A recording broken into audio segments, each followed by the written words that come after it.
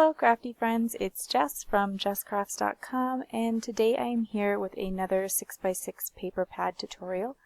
So for today's paper pad I am using the On Trend 2 by My Mind's Eye paper pad. The reason I chose this paper pad is people have been asking me to try things besides Doodlebug, and I thought this would be a good pick because I found that it was available online, but it was also available in a local big box store, in this case Hobby Lobby.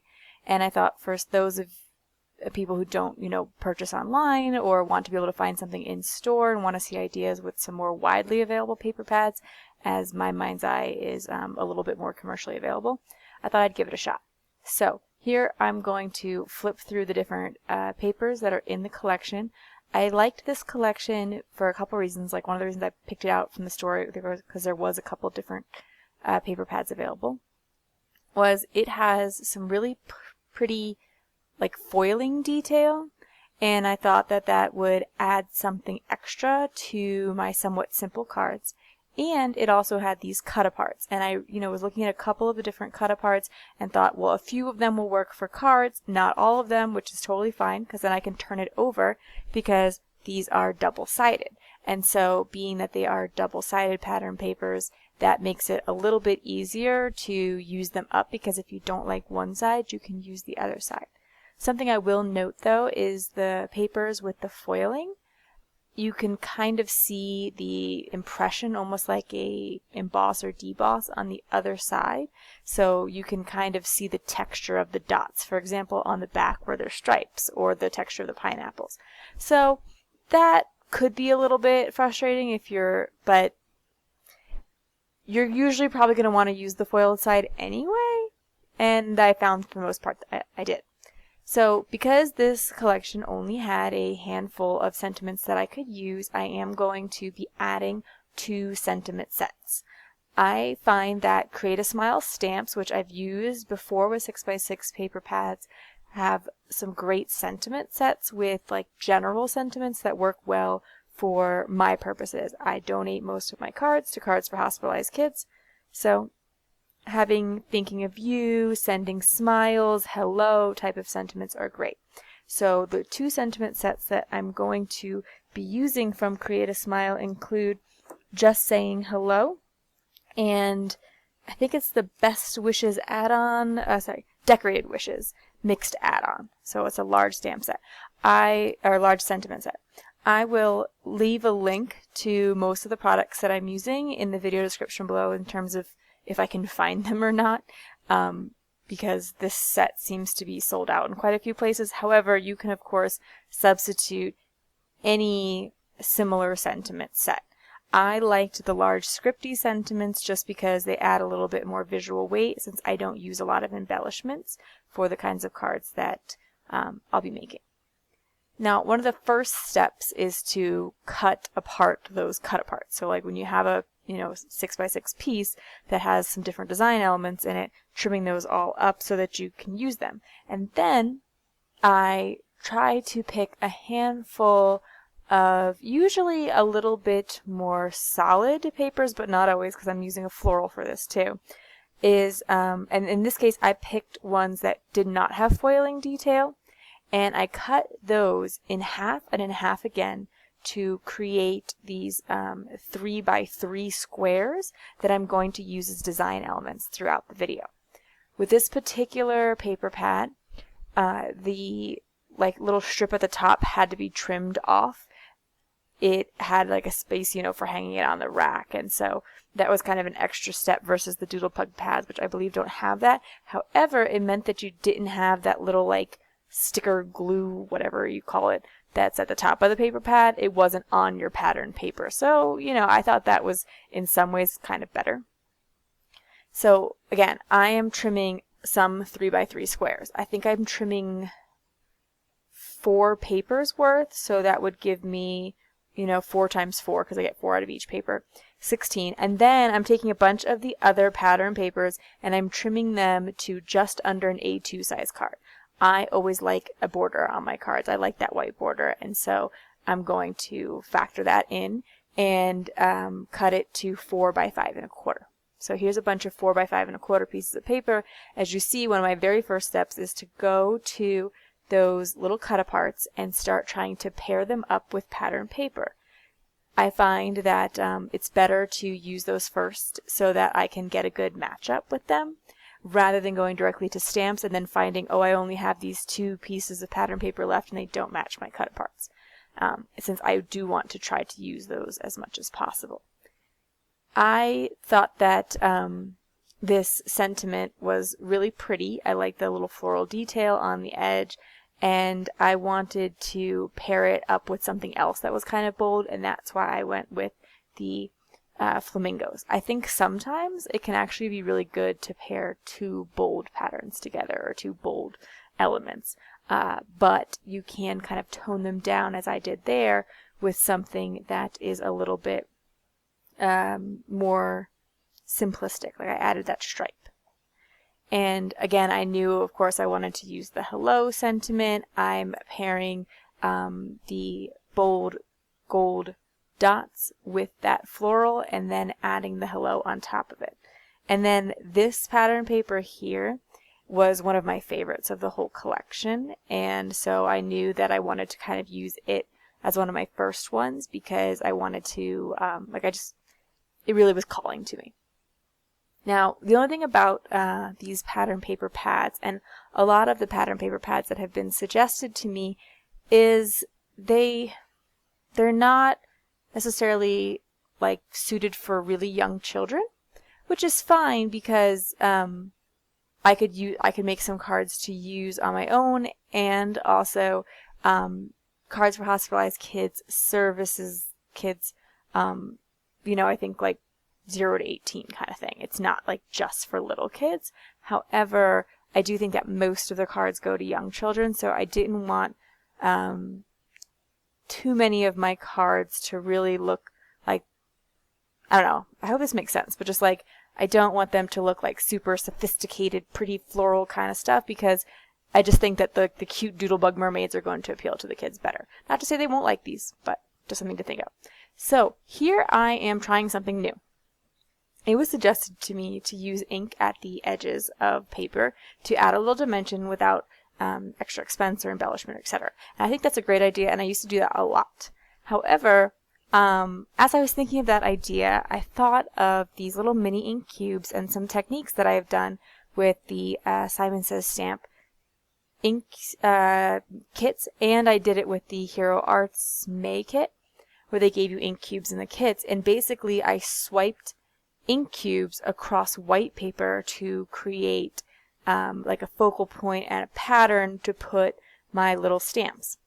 And I kind of wondered what it would look like on pattern paper. Like, what if I did a similar sort of technique on pattern paper? And so that's what I'm kind of playing with today. What if instead of using another piece of pattern paper to create a focal point for this little journaling spot or add-on or cut apart, whatever, I think I've been calling them cut aparts. What if I used ink to highlight that instead? And so that's what I'm going to do here. With this particular pattern paper, I'm going to cut it from a 2-inch strip, which is sort of what's left over when you cut the A2 size, into a 1-inch strip. I am going to have a coordinating blog post that gives most of the measurements, so that way if you had a similar paper pad or the same paper pad and wanted to recreate the cards, hopefully it's helpful.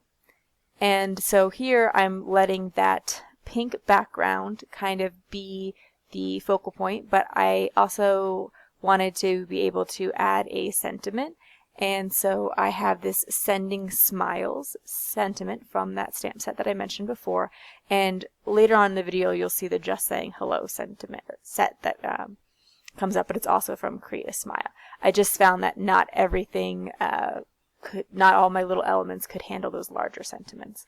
They were a little too big for certain things. But even on this 1-inch strip, I was able to fit the Sending Smiles. And in this case, I used my Misty to stamp it. However, I wind up like not using it again because for the most part, even though these are kind of thick lettering and large stamps, I found that with VersaFine ink, I'm usually able to get a great impression the first time, and I don't need to do re-inking. I think that I'm just kind of used to doing it because I have my Misty, and so I pull it out even when I don't need it sometimes. And so I, kind of put it to the side and leave it there for the rest of the video, because you really don't need a fancy stamping tool to stamp sentiments, unless, you have some difficulty with getting things crooked, or the kind of ink you use matters too. If your ink pad's a little bit more dry, it might not give a great impression the first time. However, like I said, I like to use the VersaFine Onyx black ink for sentiments because it's a pigment ink. It tends to be a little bit stickier and give better coverage the first time. However, you can't use it with like Copic markers, or any alcohol-based marker. So I don't use it for everything. I have some other ones that I like as well. I stamped this sentiment from the heart on the back of one of the cut-aparts because I didn't find the cut-apart to be particularly useful for my purposes. And I was going to sort of layer the square on square, and I thought, well, that's kind of boring. I feel like I've done that before. What's another way I can mix it up? Another sort of way to use these squares other than using them like as a square. I kind of want to make them more like not quite like a triangle, because I'm not going to cut them in a triangle, but like putting them on a sort of catty corner to the edge, and to create a slightly different interesting element by turning things on their side a bit. And I found that I kind of liked the way that it looked. I felt like it matched up well with the patterns and sort of style of this particular paper pad. And so what I'm going to do here is just sort of angle it and then trim off what's left. I personally prefer to glue things down and then trim them. So I'm going to turn it over and cut that piece off rather than take it to my paper trimmer and try to cut it exactly where I want it. So you can see here I'm kind of playing with the idea of, well, do I want to use that leftover triangle that I cut off somewhere else on the card? In this case, I felt like it didn't really work because I have that bold flower pattern and that bold polka dot pattern. But later on, I will actually combine the larger piece and the smaller piece across the card and try something else with it. I thought these pineapples were super cute and fun because they are foiled. However, I found that because they were large and foiled, they acted like as really bold elements. And so I definitely wanted to tone them down a bit. So I'm using this, it's kind of like polka dots, but squares. This more simple monochromatic pink paper. And mixing it up, instead of taking that stripe down this, down vertically, I'm going horizontal with it. And then there is this little cut apart element that says hooray, which if you were making birthday cards would actually work out just fine. And you could leave that as a sentiment, but Cards for Hospitalized Kids just sends encouragement cards, no occasion cards. And so I'm going to cover up the hooray and stamp over it. So I took a scrap of the same pineapple paper, but the backside, which was a solid green or a stripe where there was a bit of green on it, and I just laid it across both of those hooray elements. And then I'm going to now go to the hello stamp set, the just saying hello. I find myself using this one a lot, but like I said, I think that's because I send more general cards than the average person. And here I'm going to stamp the hello with the VersaFine ink and the stamp block. Something that I was noticing was that if I pressed this hello too far into my stamp pad, I got ink in between the letters, and that did not give a crisp impression. Create a Smile stamps are made in Germany. I think that, like I said, that they are a great company because of the beautiful sentiments. However, I do sometimes find that their stamps are a little bit thinner than some stamps manufactured in America, because I believe those are manufactured in Germany. And so occasionally I just have to be a little bit more cautious in terms of pressing it into my stamp pad and just be a little bit lighter handed on that. And in order to be able to get the same sort of crisp impression. Because, if you get ink between letters or between little elements, and it's not all of their stamps, it's just some of the stamps where things are really close together. I don't know how to describe it. I don't have trouble with many. But occasionally you just might need to use a lighter touch if you feel like you're getting that ink between letters or between pieces of a stamp. And that same technique of putting a piece of paper across your cut apart in order to change up the sentiment, I'm going to use it here. There was this heart that said love. You know, could be useful, but again, not perfect for my particular purposes. And so I'm going to switch it up to hello again, and I'm going to try to be more conscious of not tapping it too hard into the ink. I was able to simply peel off that hello that was messed up and add another scrap of paper, since it just is a scrap of paper and it wasn't like ruined. But I'm going to sort of address how like other problems that you could have with your stamping, especially when using stamp blocks. So there you might have saw that I stamped it off in the corner just to make sure that I was getting better impressions, and I'm tapping much lighter. However, that could also cause you not to get a full impression on your stamp. However, that to me is actually a little bit easier to deal with, because if you find that there's a little part of your sentiment that didn't stamp perfectly, you can just take a black pen and color in that part of the sentiment. Rather than if you press too hard and you get ink where you don't want it, that's a lot harder to take up. I know that they have that Tombow sand eraser out, and I've used it a few times and mentioned it in videos, but it doesn't really help to clean up a sentiment. So I don't recommend it for that purpose, and it's just pointing that out, that sand eraser is not really going to solve this particular problem. I'm again going to use that square, and instead of just placing it as a square, turn it on its side and add a little bit more interest to the card. This floral pattern paper had a little floral grouping in opposite corners, and luckily you can trim it such that you can get just one piece of the floral in the corner and still make a card-sized piece. So I sort of thought about that very carefully as I was trimming it apart, making sure that I wouldn't get stuck with a little piece of flower in the top left corner. Since you can't, unless you make a 6x6 card, which I also could recommend with this pattern paper, because it would give you a space for a large sentiment in the center. You just want to be careful as you trim something like that, just so that you can create a frame. Now, what I did here was stamp the sentiment on a piece of pattern paper, and I usually only stamp on monochromatic pattern paper with a sentiment. However, when you have a stamp set that's a little bit thicker in the lines, such as the one that I'm using from Create a Smile, you actually can get away with stamping on pattern paper where the pattern's kind of small, and for it to still be pretty readable.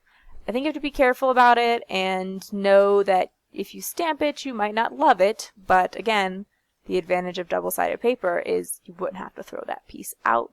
I found that the From the Heart did not take up as much room as I wanted it to. I wanted the banner to be a little bit longer, and so to add some interest and extend the banner, I'm just going to take a scrap of the pink foiled paper and add that to the edge just to kind of fill the space. I always try to have in mind the little elements to fill a bit of extra space if I don't quite center things the way I want, or they don't quite meet the length that you want. You can usually add another little scrap here and there. When you're working with stamped images, I find that a lot of times those little accessory stamps where one of the stamps that are on my desk here is the squirrels from Neat and Tangled. Like, if you feel like your squirrels don't quite fill your card, you can, add the little nuts or the envelope or something that's in the stamp set. Like those things to help fill it out. So I'm showing you here my ink swatches because these are from Jennifer McGuire, and I will link to her tutorial on this and her website where you can print all of these ink swatches and then stamp them, because I have found it immensely helpful, and I'm sure you all know about her, but just in case, or if you didn't know she made the ink swatches, like you watch her videos but you didn't know about that. The reason I took those out was to try to match my pattern paper to an ink color that I have, so that I could do that same technique I did earlier in the video with the ink swiping. However, I found that I didn't quite have a green that matched. The greens in the pattern paper are very minty, and I just don't happen to have a minty green. I have a lot of blue greens, didn't quite do it, and a lot of like grassy greens and dark greens, but nothing quite in that mint category. So here I am again using a pink ink cube, and this one I was able to match a little bit better to the pattern paper. I actually switched to a different pink. You might notice that I am choosing to start in the center and drag out rather than dragging straight across. I find that when you drag straight across, it creates one more crisp edge and then one sort of dragged, faded away edge. But I actually like that sort of dragged, faded away edge, and so I'm going to try to do that on both sides by pulling across the pattern paper and then sort of just lifting up at the end to create that slight look of drag across it. I hope that makes sense. But yeah, start in the center with a little more pressure, and as you get to the edge, pull it off the paper with a little bit less pressure to sort of create that swipe. I don't know. Hopefully that's helpful. And again, in order to balance out the size, I'm going to take one of those 2-inch strips and cut it in half and allow that pink swatched ink smeared area to sort of take a little bit more weight. If you were to cover it with a larger strip of paper there, you wouldn't really notice it, and it would mostly probably look like you accidentally got ink on your project and were trying to cover it rather than intentionally put ink on your project. And I'm sure this technique's not going to be for everyone. There's probably going to be people who are like, Jess, that looks terrible. And that's fine. But I just figured, I wanted to try something just a little bit different. So I'm getting towards the end of the pattern paper that I have available, these aren't it yet. I'm going to use these 3x3 pieces to create cards later on in the video, and I thought that's what I was on already because I do something similar with that same stamp because it does fit so perfectly in those stripes there. And that's what's kind of nice about having a sentiment set that has a couple different sizes in it, and a couple different useful sentiments. If you only like one sentiment from a stamp set, that can be kind of frustrating because if it doesn't fit the way you want it to in a project. So I'm going to continue to use that sort of like angled square thing, but I think this is going to be the time where it's going to work out to use the extra cutoff bit. And so here I'm adding a bit of the pink small polka dot paper to sort of ground my sentiment block.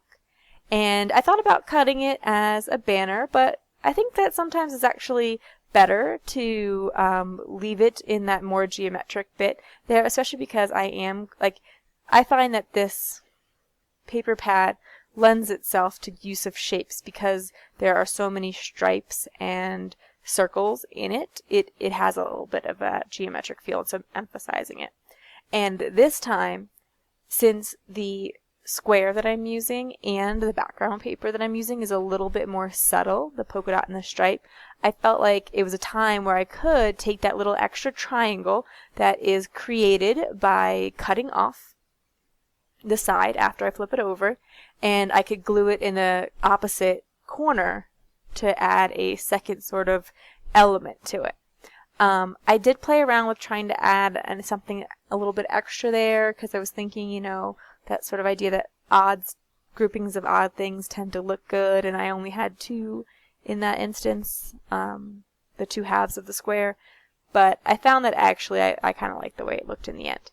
So if you remember that floral pattern paper that had the little floral in the corner, I knew that I wanted to, because of the way that I carefully trimmed it, I knew that I would have this second piece of it that I could use as a stripe, and it would basically kind of add some interest and draw attention to my sentiment, because there was that large piece and then open room on the end for that looked perfect for a sentiment.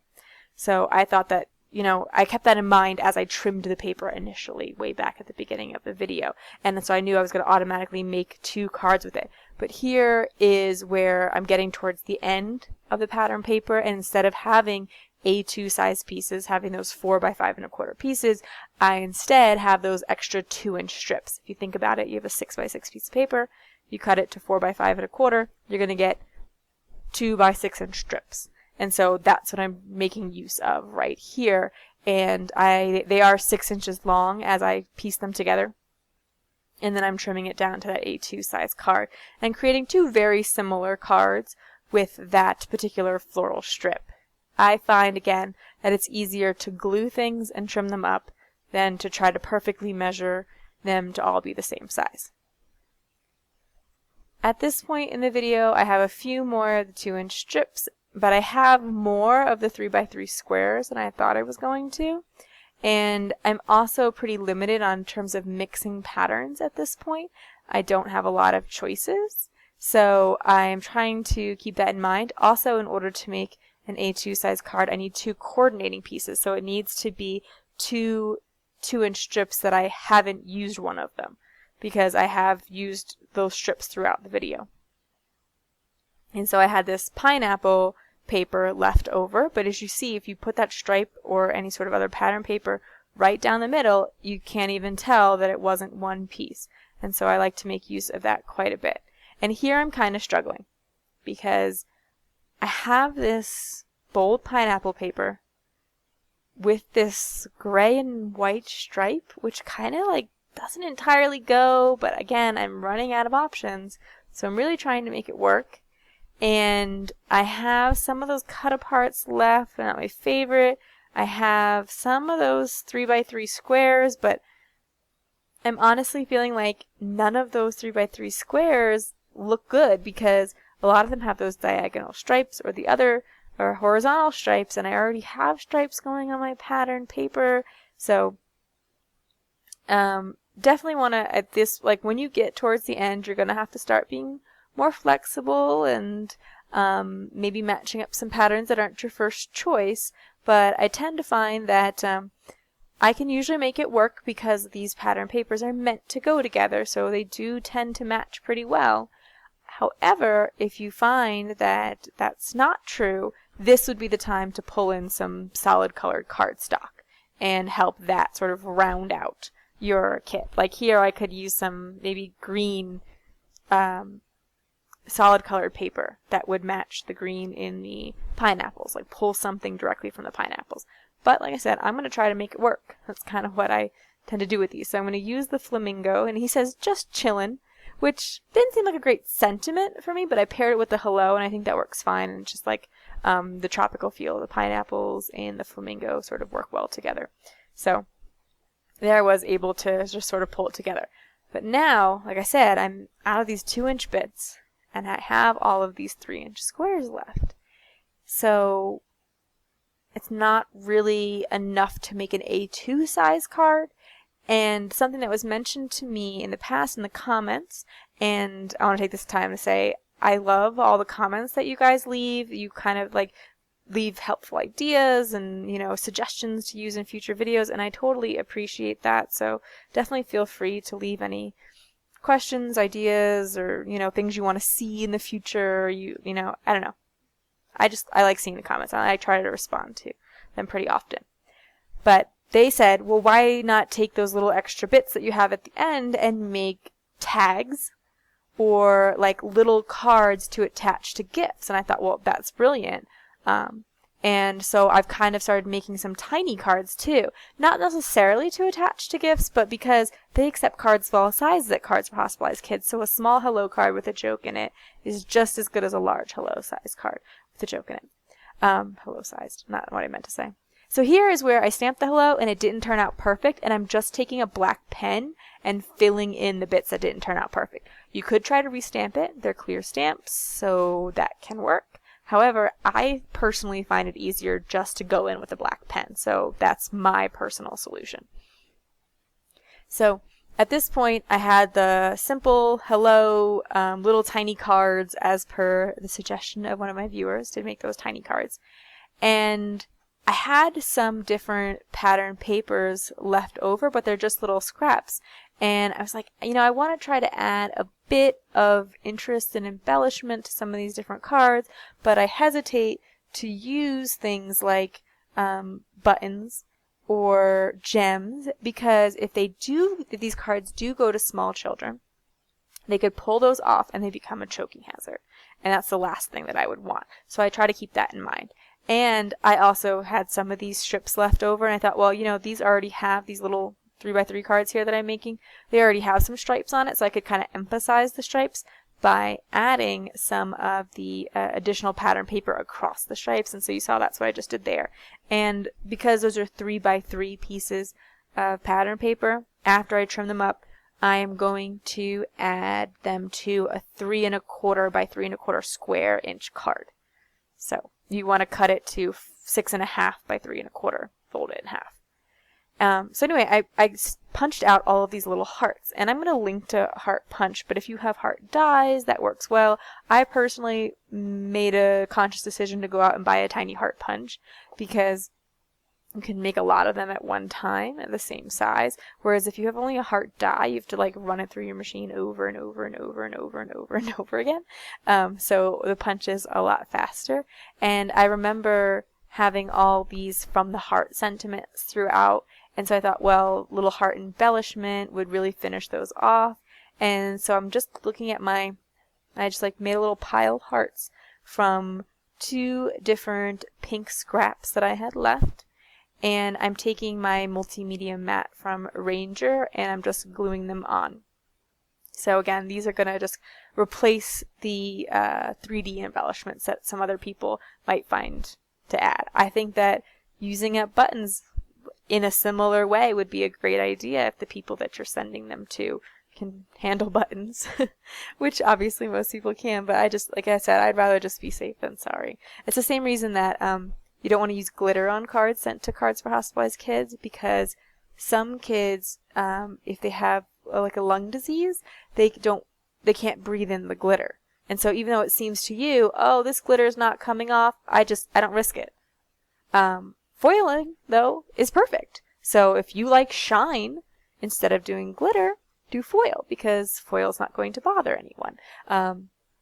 You know, so just little things like that that I do that are probably things that you don't necessarily have to keep in mind if you're not donating your cards, but that I do. And I thought that these hearts were a great little embellishment to finish off a lot of these cards. So you see that since I had the whole stack of cards next to me, well, they're not really cards yet because they're not glued down to card bases, because I tend to just glue them all down to card bases at one time. I sit and mass produce and mass fold a bunch of card bases, and I also just kind of sit with this pile after I, stop hitting record, and I just glue them all on so that I can make the videos a little bit more reasonable, and you don't have to watch me glue these all to card bases as if you don't know what that looks like.